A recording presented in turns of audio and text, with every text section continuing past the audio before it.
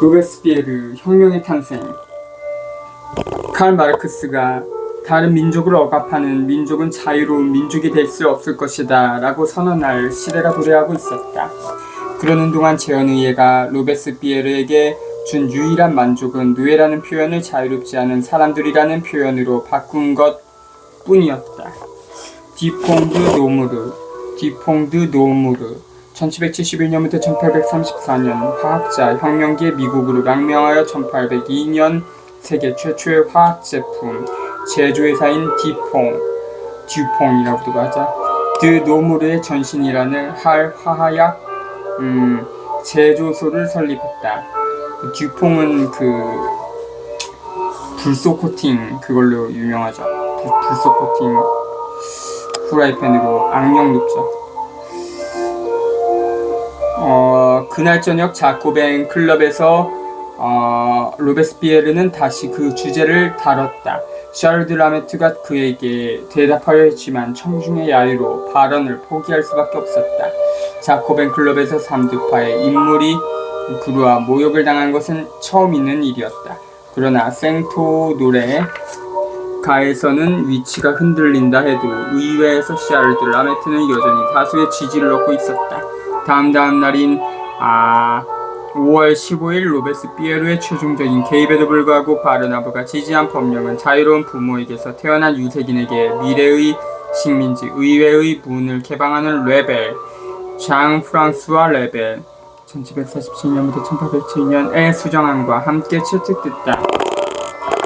이 과감하지 못한 양보가 로베스피에르가 노력하여 얻어낸 유일한 결실이었다.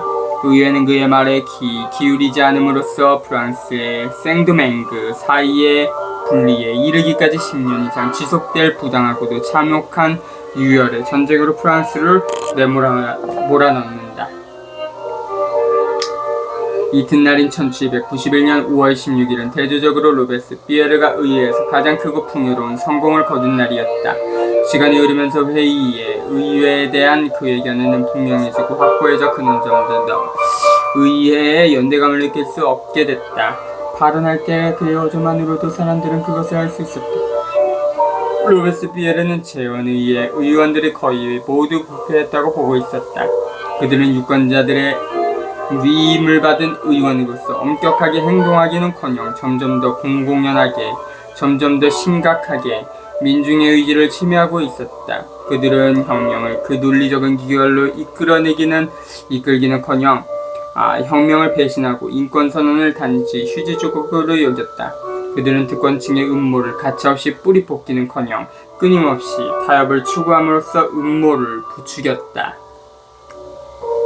그에 따라 제언의회 의원들은 정치로부터 가능한 한 철저하게 제외시킨다는 생각이 로베스피에르에게서 나타났다.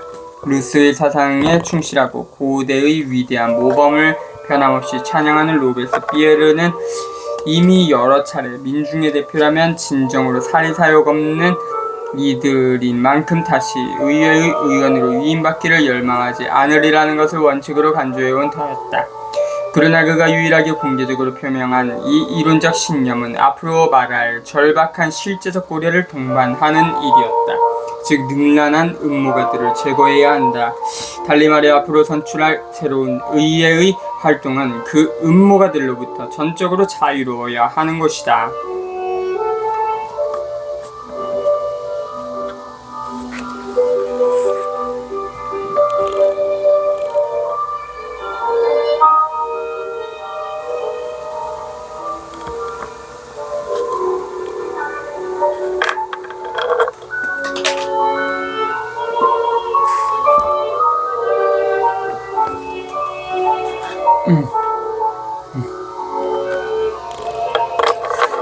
아, 1789년 11월 7일 제원의회는 미라보의 야심에 제동을 걸 목적으로 의원은 의원직을 사임한다 해도 강요가 될 수 없다고 결정했다. 미라보는 이 법령에 철회를 얻어내려고 끊임없이 음모를 꾸몄지만 늘 허사로 돌아갔다. 그가 사망한 직후인 1791년 4월 7일 로베스피에르는 홀로 나서서 의회가 이 법령을 강화하도록 설득해 간철했다. 그에 따라 어떤 재원, 의원도 현 입법부 이후에 4년간 강요가 될 수 없게 됐다. 5월 16일 의원의 재선 문제가 논의에 붙여졌을 때 로베스피에르는 재원의회 의원들이 다음번 의회에 재선되는 것을 스스로 금하자는 선결 동의안을 요구했다. 생도맹그 오늘날 아이티 공화국의 옛 이름 혁명기까지 프랑스의 식민지였으나 1791년 8월 누에들이 해방노예 출신인 투생 루베르티르의 지휘 아래 반란을 일으켜 1794년 대부분의 지역을 지배했으며 1804년 독립을 선포했다. 그가 이때 행한 연설은 일반적으로 그의 가장 훌륭한 연설 중 하나로 여겨진다. 바로 여기에서 역사가는 자신의 임무의 주요한 어려움 중 하나를 확인하게 되는데 그것은 자신의 시각과 특히 감성을 자신이 다루고 있는 그 시대의 시각과 감성에 일치시킬 수 없다는 점이다.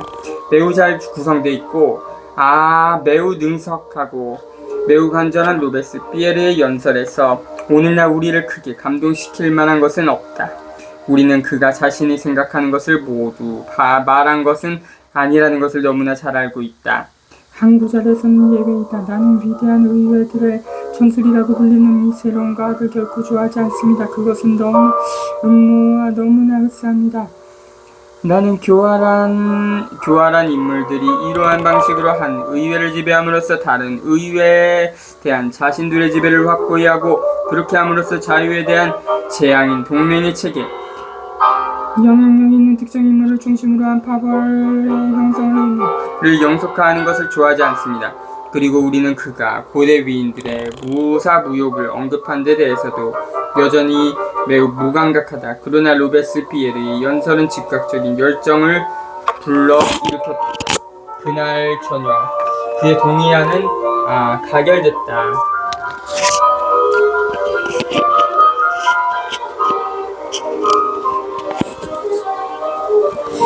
그때 그가 주요하게 지목한 인물들이 가면을 벗는 것을 볼 수 있다. 극우파 전체가 그에게 찬성 투표한 것이다. 이는 극우파가 빈번히 저지른 판단 착오 중 하나인데 극우파는 재원의회 의원들을 다음번 의회에서 배제하는 이 투표를 통해 자신이 극약 처방식 전술을 구사하고 있고 지도자들을 잃은 혁명을 더 잘 물리치게 되었다고 생각한 것이다. 반대로 삼두파 중 가장 교활하거나 아니면 가장 똑똑한 아드류잉 깃보르는 자신이 공격당했다고 느끼고 다음날 강력한 연설을 통해 무정부주의와 토지의 분할이라는 유령을 의회에 풀어놨다. 다시 그 다음날인 5월 17일 로베스피에르는 그에게 매우 냉혹하게 응수했다. 재헌의회는 다소 냉정을 되찾은 상태였다. 재헌의회는 전전날 통과시킨 법령, 세상금지법령의 효력을 바로 뒤에 오는 입법부, 즉 입법의회로 한정했다. 그러나 로베스피에르의 본질적인 목적인 단설된 셈이었다. 삼두파 그 추종자들은 2년 동안 경기장 밖에 있지 않으면 안 되게 되었다. 그들은 죽음을 선고받았지만 로베스피에르는 그 자신 역시 재선을 금지되었음에도 불구하고 그렇지 않았다. 그의 5월 16일자 연설의 한 대목은 그 점을 명확히 암시한다. 우리로 말하자면 입법의회 밖에서 우리는 의회 안에 남아있는 것보다 더 많이 나라에 봉사할 것입니다.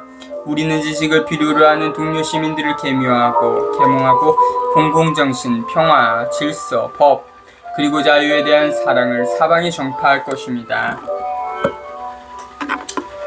달리 말하자면 의회의 술책과 국정의 음모에 완전히 빠져있던 의원들에게는 급속한 정치적 죽음이 예정되어 있었다. 반대로 무엇보다 민중과 접촉하는 데 몰두했던 사람들로 말하자면 그들은 더 자유롭게 계몽자와 선전가라는 자신들의 진정한 임무에 헌신할 수 있게 된 것이다.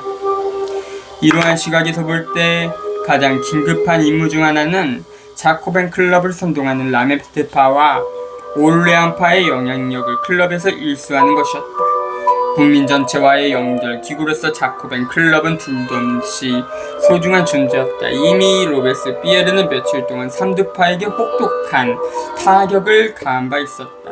그는 5월 27일 더욱 직접적으로 그들을 공격했다. 그날 그는 라메트의 비호를 받는 자들로 채워진 협회 자코벤클럽 통신위원회의 전면 개편을 요구했다. 바르나브가 개편에 격렬하게 반대했지만 로베스피에르의 압력으로 개편이 결정됐다.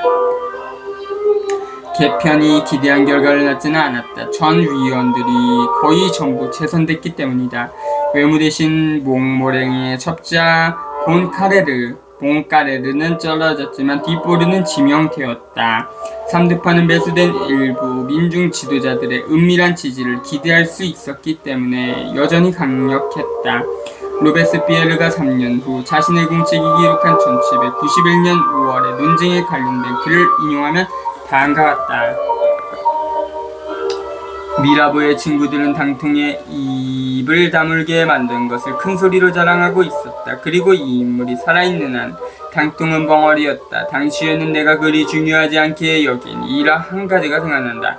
혁명의 처음 몇 달 중 언젠가 당통과 식사하고 있을 때 그는 내가 바르나브와 라메트가 따르고 있는 노선에서 일탈함으로써 훌륭한 대의를 망쳐놓았다고 비난했는데 실은 그들이 당시 민중의 원칙으로부터 벗어나기 시작하고 있었다. 로베스피에르는 이 절반의 성공 이후 자코벤 클럽에서 공세를 재개할 다음 기회를 기다리면서 의회에서 일련의 발언을 계속했다. 5월 30일 그는 사용제를 확정하는 법령에 반대하지만 헛수고로 돌아갔다. 이 연설의 주인공 로베스피에르 이 이후 공포정치의 이른가이자 정치가가 되지 않았다면 이 연설 중 일부는 여전히 감동적인 것으로 남았을 것이다. 이 대비는 숱한 논란을 불러 일으켰다. 아드리엔 디폴, 바르나브, 알렉산드르 드라메트와 함께 삼두파를 이루어 입헌 군주정 지지자들을 이끌었다. 에두아르 에리오는 이 문제 때문에 로베스피에르의 진실성을 의심하고 그를 개변론자로 취급하기까지 했다. 반대로 다른 사람들은 로베스피에르가 혐오감을 지닌 채 그리고 마지못해 공포정치를 받아들인 감성에 지배된 인물이라고 소개하면서 이 연설을 논거로 사용했다. 양쪽은 모두 사실들의 역사적 맥락 속으로 다시 들어가 보는 것을 망각했다. 에리오 에드워드 에리오 1872년부터 1957년 프랑스의 작가이자 정치가. 로베스피에르가 진심이었다는 것은 분명하다. 그가 아라스의 판사로 있을 때 사형 선고에 서명하면서 극심한 고통을 겪었다는 것은 앞에서 본 대로이다. 그가 결코 피에 굶주린 호랑이의 마음을 지니고 있지 않았으며 범죄자들을 쓰러뜨려야 할 필요성을 오직 고통스럽게 이겨냈을 뿐이라는 것도 분명하다. 게다가 이 모든 점에서 로베스피에르는 대부분의 사람들 그리고 진정한 혁명가 절대 다수와 거의 다르지 않았다. 그러나 알아야 할 것은 사형 폐지를 요구할 때 그는 가능한 한 가장 인간적인 헌법이 정상적이고 평화롭게 작동하는 상황을 염두에 두고 있었다는 사실이다. 그가 공포정치를 요구한 것은 예외적인 상황이 가차없는 압력 하에서였던 것이다. 1791년 5월 국민은 평화로웠다. 그러나 2년 후 국민은 전 유럽과 전쟁을 벌이게 된다. 1791년 5월에 반혁명은 여전히 잠재적인 것이었다. 그러나 몇 달 후 반혁명은 샹드 마르스의 발포 1791년 7월 17일 님의 소요에 뒤이은 아비뇽 악살 브라운슈바이크 선언과 함께 적나라한 진짜 얼굴을 드러낸다. 1792년부터 1794년에 프랑스 혁명가들이 유혈을 주도한 것이 아니라는 것을, 또 그들이 결코 즐거운 마음으로 민중의 사회에 민중의 정의로 대응하기로 결심한 것은 아니었다는 것을 환기할 필요가 있다.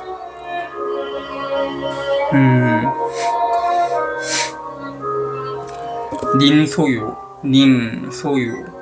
1790년 6월 13일 구교도 왕당파와 신교도 애국파 사이의 충돌로 양측에서 300여 명이 사망한 사건.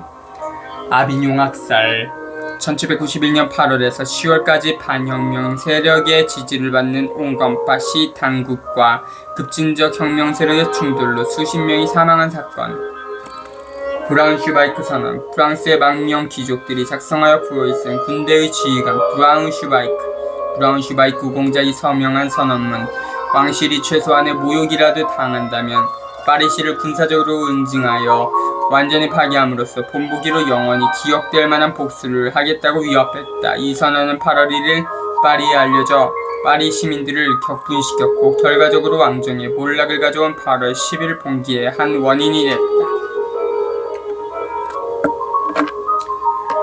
또 지적해야 할 것은 사형에 반대하는 연설로부터 얼마 지나지 않은 6월 10일 로베스피에르가 파리 선거인 회의에서 여유 있는 다수표로 조직 중인 파리 형사재판소 공공검사에 선출됐다는 사실이다. 그의 주요 경쟁자인 우파 의원인 당드레였다. 빗보르는 전날 이 재판소의 소장으로 선출됐지만 로베스피에르와 협력할 필요가 없었으므로 사임하는 쪽을 택했고 빼띠용으로 대체됐다. 혁명의 파수꾼으로 남고자 하는 로베스피에르의 의지에는 변함이 없었다. 6월 8일과 10일 그는 자코벤 클럽과 체요한 의회에서 처음부터 그의 비상한 관심을 끌었던 문제, 즉 군 장교들 대부분의 반혁명 정신에 대해 발언했다. 1781년에 군법규는 실제로 모든 계급에서 부르주아들을 폐지했다. 많은 수의 귀족, 장교들은 공민선서를 해놓고도 적극적으로 음모에 가담했다. 그들의 술책을 막을 더 좋은 방법으로 재헌의회, 군사위원회가 생각하는 것이라고는 그들에게 명예서약을 요구한 것이 전부였다.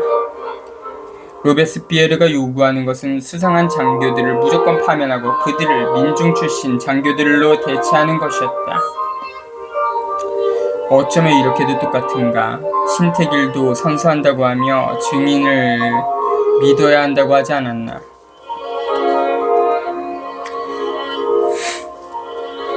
여러분은 귀족 신분을 파기했지만 귀족들은 여러분의 군대 중심부에 남아있습니다. 나는 귀족 장교들의 파면을 원하지 않고 파면을 조언하지 않는 사람은 누구든 배신자라고 솔직하게 무례함을 무릅쓰고 말하는 바입니다. 그러므로 병사들에게 그들이 복종할 수 있는 지도자들을 주십시오. 그들이 자신들의 장교와 법 그리고 정의를 동시에 존경할 수 있도록 만들어 주십시오. 그들이 대위, 중의와 자유, 조국 사이에서 선택하도록 만들지 마십시오.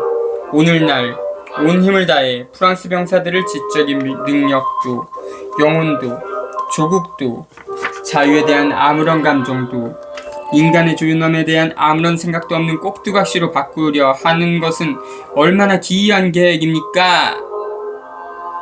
게다가 이 모든 것이 그들이 조국과 국민의 권리를 더 잘 보호하려는 것이라니요.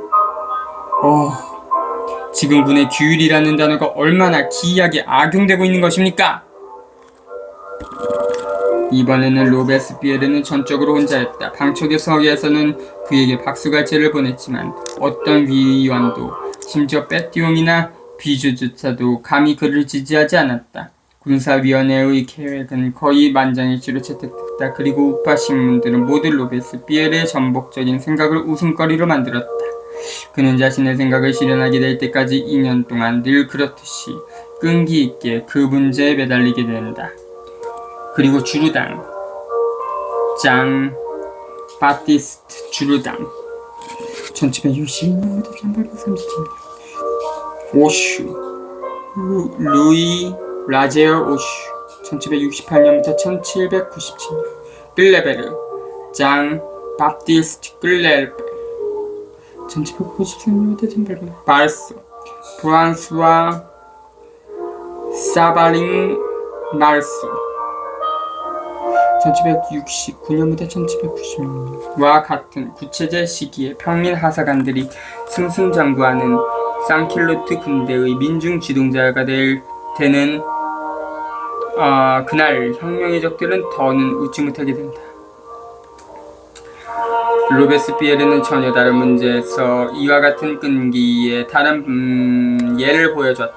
입법의회 선거가 다가오자 자코벤 협회는 지방의 결연 협회들에게 이러저러한 후보를 지지하거나 반대하도록 지침을 내리는 데 몰두했다.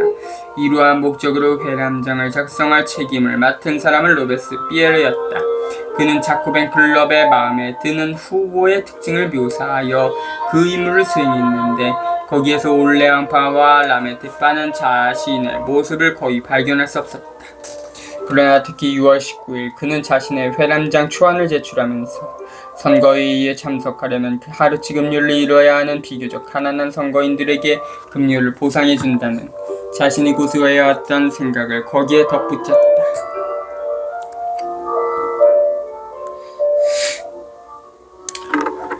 상부의 선거 시기에 아라스에서 비슷한 제안이 성공을 거두지 못했음을 기억할 필요가 있다. 이 시기에도 여전히 거의 전적으로 부르주아 성원들로 구성된 자코뱅이의 청중 앞에서 로베스피에르가 더 만족할 만한 성과를 얻었던 것은 아니다. 필립 오를레앙의 친구인 라클로가 로베스피에르의 제안에 반대했다. 로베스피에르는 붕괴했지만 레드레르가 제안하는 타협안을 받아들이지 않을 수 없었다. 그 문제에서 다시 그는 만족을 얻기까지 1년여를 기다려야 했다.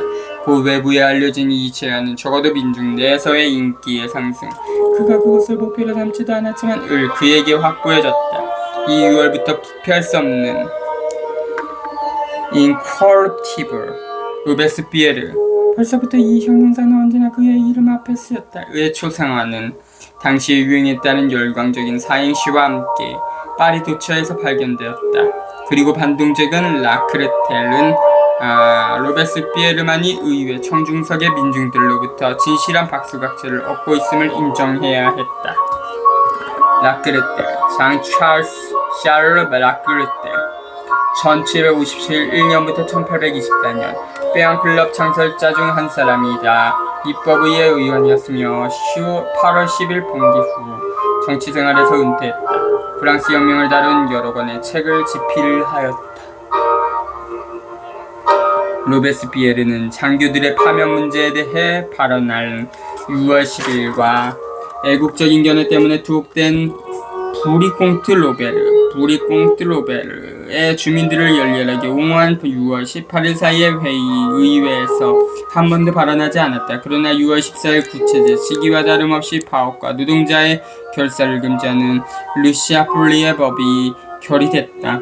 이후 파업은 1864년까지 범죄가 되고 노동조합은 1884년까지 금지됐다.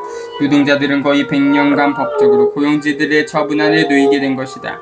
말하는 그때까지 그 결과들을 모두 헤아린 것은 아니지만 곧 그 중대함을 간파했다. 그는 곧 그 법에 반대하는 운동을 촉구했고 자신의 신문에 노동자들의 항의 편지를 실었다. 그는 혼자였다. 전적으로 혼자였다. 혼자라는 것은 영원히 말할 운명이었다. 압제당하는 자들의 옹호자이며 가난한 자들의 보호자 로베스피에르는 여전히 무관심했고 적대적이라기보다는 사태의 진실을 보지 못하고 있었다. 그 일로 그를 비난할 수는 없다. 마라의 고독 자체가 당시에 그것을 분명히 이해하는 것이 얼마나 예외적인 것인지를 잘 보여준다.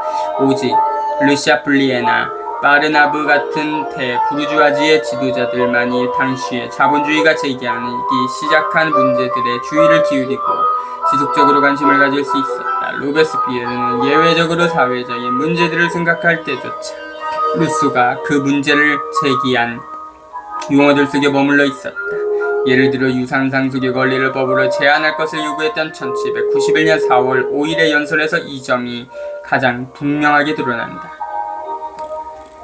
재산의 불평등을 키우는 모든 제도는 사악한 것이며 사회의 행복과 상반되는 것입니다. 평등은 모든 선의 원천이며 지나친 불평등은 정치적 평등과 자유를 파괴하는 원천입니다. 어느 한 계급이 수백만 명의 양식을 집어삼킬 수 있는 나라에서 어떤 행복이 존재할 수 있겠습니까? 법 자체는 가난한 사람들을 억압하도록 부자들의 수중에 놓인 수단에 불과합니다. 부자와 가난한 자가 평등하게 태어났다고 양쪽에 말해봐야 헛된 일입니다. 피할 수 없는 경험이 매일 그것을 부정하기 때문입니다. 입법자 여러분, 여러분의 법이 부드럽고 효과적인 방식으로 재산의 극단적인 불균형을 줄이는 방향으로 나아가지 않는다면 여러분은 자유를 위해 아무것도 하지 않은 것입니다. 여기에서 앞서 로베스피에르가 재산의 불가피한 불평등에 대해 보인 무관심으로부터 조금 진보했음을 알 수 있다. 그러나 그는 결코 무엇이 문제인지를 보지 못하고 있었다. 임금 노동자들의 커가는 불만 앞에서 그는 르샤플리에로 하여금 그의 법, 비언급한 파업과 노동자의 결사를 금지하는 법, 일반적으로 르샤플리에 법이라고 불렀다. 을 제한할 수밖에 없도록 만드는 그 두려움을 결코 경험하지 못했다. 좀 더 후에는 과도한 재산을 조금 깎아낼 부드럽고 효과적인 방법들을 생각해냈지만 그의 관심은 여전히 오직 정치적 측면에만 집중돼 있었다. 그 시기 로베스피에르에게 중요한 것은 가난한 자들의 노동이나 임금의 권리를 위해서가 아니라 그들의 투표권, 청원권을 위해 싸우는 것이었다. 그리고 사건들의 진행되는 리듬은 그의 취향을 신속하게 바꾸어 놓지 못했다. 1791년 6월 20일 로베스피에르는 하루 동안 파리를 떠났다. 그는 1789년 5월 1일에 하루도 쉬지 못한 상태였다. 그는 베르사유 자코벤 클럽을 방문해 파리의 공공검사직을 위해 장래의 베르사유 판사직을 포기한 일에 용서를 구했다. 그는 우애와 참사가 담긴 환대를 받았다. 저녁 늦게 파리로 돌아온 그는 중대한 사건, 그가 여러 달 전부터 두려워하던 사건, 마라를 제외한 모든 사람들이 믿지 않는 척하고 있던 사건이 진행 중임을 알지 못했다. 루이 16세와 왕가가 파리를 탈출했고 당시 병사들 학살자인 부이의 후자기 군대와 합류하여 내전을 일으키려고 몽메디로 가고 있었던 것이다. 몽메디, 벨기에 국경에 가까운 작은 도시.